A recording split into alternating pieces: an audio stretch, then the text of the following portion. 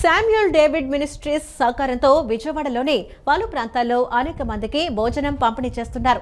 Vijayawada railway station మేరీమాత temple ప్రాంతంలో అన్నం, పండ్లు, మంచినీటి సీసాను అందజేశారు. వారంలో 2 రోజులు విజయవాడలో నిరుపేదలకు 200 మందికి అన్నదానం చేస్తున్నట్లు సంస్థ ప్రతినిధులు తెలిపారు. ఈ కార్యక్రమంలో టీజీఆర్ ట్రస్ట్ తుమ్మల సింధు, నుండా అనిల్ కుమార్, అద్దంకి సురేష్ బాబు పాల్గొన్నారు. కరోనా సమయం నుండి అంటే 2020వ సంవత్సరం నుండి విజయవాడ పరిసర ప్రాంతాల్లో మా టీజీఆర్ చారిటబుల్ ట్రస్ట్ అనేకమైన సేవా కార్యక్రమాలు నిర్వహించడం జరుగుతుంది.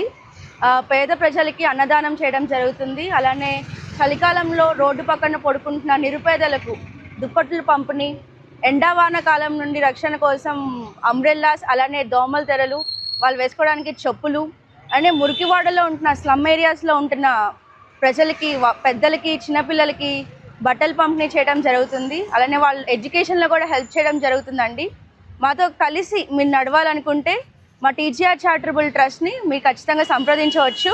మీరు చేసే ఈ చిన్న సహాయం ఎవరో ఒకరి జీవితాల్లో ఖచ్చితంగా పెద్ద మార్పునే తీసుకురాగలదు. Thank you.